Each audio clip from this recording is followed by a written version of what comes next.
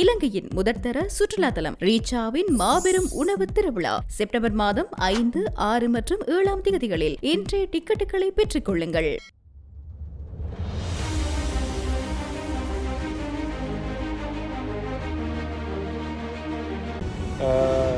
தமிழாக்கள் ஒப்பாரி வைக்கிறது பார்க்க தான் சிரிப்பாக இருக்குன்னுடா. ரணில் 1977 வந்த பிறகுதான் பயங்கரவாத தடைச்சட்டமே வந்தது. பயங்கரவாத தடைச்சட்டத்தில் எத்தனை அப்பாவிகளை கைது செய்து சிறைக்குள்ளேயே இறந்து போயிருப்பாங்களே எத்தனை அப்பாவிகள். இந்த பயங்கரவாத தடைச்சட்டத்துக்கு ஒவ்வொரு முறையும் கையை உயர்த்தினதுலேருந்து அத்தனை வேலையும் ரணில்லாம் செய்து கொண்டு இருந்தோம். இன்றைக்கு அவரை வெள்ளிக்கிழமை அரெஸ்ட் பண்ணாங்க, சனிக்கிழமை அரெஸ்ட் பண்ண, வெள்ளிக்கிழமை ஒரு கிழமை நாள் தானே, வெள்ளிக்கிழமை அரெஸ்ட் பண்ணுறதுல என்ன இருக்கு? ஏன் இந்த கதையெல்லாம் கதைக்கிறீங்க? விட்டு வேலையை பாருங்க. ரணில் கைது செய்யப்பட்ட அவரை சாதாரண சட்டத்தில் கைது செய்திருக்கு. அவர் நிரபராதி என்றால் அதுக்குள்ள வழியில விரட்டும் கேஸ்.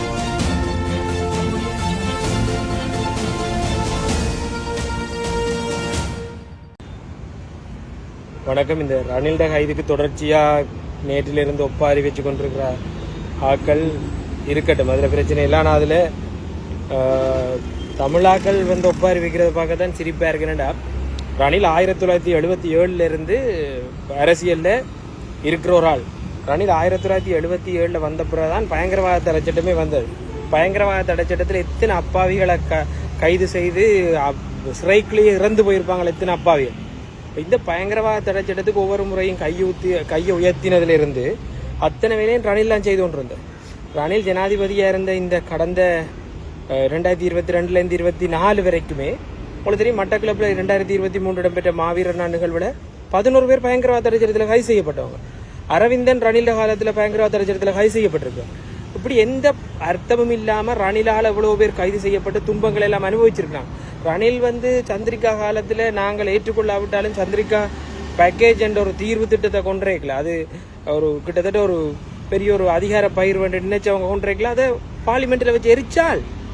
இப்போ ரணில்ட கைதுக்கு நீங்கள் ஏன் கவலைப்படுறீங்கன்றதும் எனக்கு விளங்கு.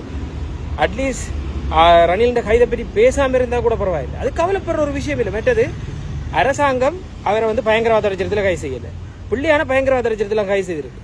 ரணில் கைது செய்யப்பட்டிருக்கிறது ஒரு ஊழல் சம்பந்தமான ஒரு விடயத்துக்கு குற்றச்சாட்டு, குற்றப்பத்திரிகை தாக்கல் செய்யப்பட்டிருக்கு. ரணிலுக்கு சகல உரிமையும் இருக்கு, அதுல எந்த வழியில வாரதுக்கு. தான் நிரபராதி என்றால் அதை நிரூபிச்சு வரட்டும். எல்லாருக்கும் அதான். இந்த நாட்டில் நாளைக்கு யாருக்கு எதிராகவும் ஒரு குற்றப்பத்திரிகை தாக்கல் செய்தால் அவரை முதல்ல விசாரணை கழிச்சு விளக்கமறியலில் வச்சு அதுக்கு பிறகு புனையில விட்டு கேஸ் நடந்து கொண்டிருக்கும். இது நோமல். இந்த சாதாரண சட்ட ஒழுங்குகளை கூட வர முடியாத அளவுக்கு ரணில் வெளியில நிற்கணும் ஆசைப்படுற பல பேரை நாங்கள் பார்த்து கொண்டிருக்கோம். ஏன் இந்த கடந்த 2022-24 நான் 2 தரம் கைது செய்யப்பட்டது ரணில் அரசாங்கத்தில். எந்த தவறு நான் நினைக்கிறேன்? அதாவது இந்த அடிப்படை உரிமையா இருக்கக்கூடிய போராடுற உரிமை ஒன்றை எடுத்ததுக்காக நான் கைது செய்யப்பட்டிருக்கேன். வசந்த முதலிகை உட்பட 3 மாணவர்கள் பயங்கரவாதிகள் என்ன ரணிலால கையெழுத்து இடப்பட்டு 6 மாதம் சிறையில் வைக்கப்பட்டிருந்தார். இன்றைக்கு ரணில் போய் ஒரு நாள் இருக்கக்கிடையில நீங்கள் எல்லாரும் அழுகிறத பார்க்க உண்மையா சிரிப்பா இருக்கு. ரணில் யாருக்கு அழுது இருக்கிற? அதை விட கேவலம் என்னென்றால் 2022 24 தமிழ் தேசியத்தில் இருக்கக்கூடிய அரசியல்வாதிகளை அழைச்சு உங்களுக்கு தீர்வு தாரம் என்று சொல்லி பச்சை ஏமாத்தி அவங்கள திரும்ப அனுப்பினவர். அதாவது உங்களுக்கு சமஷ்டியும் கிடையாது, ஒன்றும் கிடையாது, ஓடுங்கண்டு அனுப்பி அதை கதறி அழுது கொண்டு இருந்தவங்க. சுமந்திரன் எல்லாருக்கும் தெரியும் அது நல்லாவே. சுமந்திரன் ராணியில் எவ்வளவு கேவலமா பேசி இருக்கிறார். நீ வா ஒன்று இல்லை. அதுக்கப்புறம் இன்றைக்கு அவரை வெள்ளிக்கிழமை அரெஸ்ட் பண்ணாங்க, சனிக்கிழமை அரெஸ்ட் பண்ண, வெள்ளிக்கிழமை ஒரு கிழமை நாள் தானே, வெள்ளிக்கிழமை அரெஸ்ட் பண்றதுல என்ன இருக்கு? ஏன் இந்த கதையெல்லாம் கதைக்கிறீங்க? விட்டு வேலையை பாருங்க. ரணில் கைது செய்யப்பட்ட அவரை சாதாரண சட்டத்தில் கைது செய்திருக்கு. அவர் நிரபராதி என்றால் அதுக்குள்ள வழியில விரட்டும் கேஸ் நடக்கட்டும். ரணிலை கைது செய்யக்கூடாது ஒன்றுமே இல்லை. ரணிலுக்கும் எங்களுக்கும் எந்த வித்தியாசமும் இல்லை. ரணில் கைது செய்யப்பட வேண்டிய ஆள் தான் எங்களை பொறுத்த வரைக்கும். அவர் நிரபராதி என்றால் அவற்றை சட்டத்தரணிகளை வச்சு வாதிட்டு வெளியில வரும். இதே இவ்வளவு பெரிய ஆர்கியூமெண்ட் எடுத்துக்கொண்டு பேசிக்கொண்டிருக்கிறது அர்த்தம் இல்லாத வேலை. தயவு செய்து இதில் செய்யாதீங்க. ஏனென்றா நாங்கள் இந்த அதிகார வர்க்கத்துக்கு பின்னால ஓடுறதும் அதிகாரத்தில் இறங்க நல்லவங்களை நம்புறதும் ரணில் நாட்டம் மீட்டார் என்ற ஒரு புது கூத்தாடுறது. ரணில் அங்கே நாட்டம் மீட்டவர் தடுத்து வச்சிருந்த விஷயங்கள் எல்லாம் சீன சார்பு இல்லாம போய் இந்தியா வழியில வந்துச்சு. IMF வழியில காசை கொடுத்துச்சு. யார் வந்திருந்தாலும் செய்திருக்கக்கூடிய ஒன்றுதான். ஆனா ரணில் எவ்வளவு நாட்டை நாசமாக்கி இருக்கிறதுக்கான வரலாற்றை திரும்பி பார்க்கணும் நீங்கள்.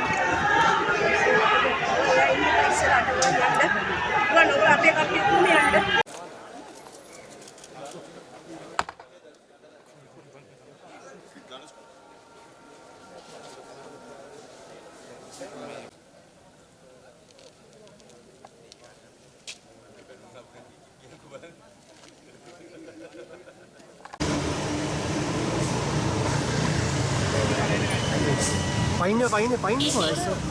Why sir, ada ne pasan di.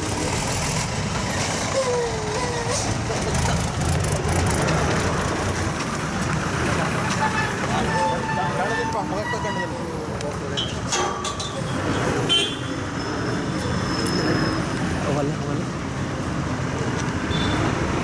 Danda din ba wakta tan?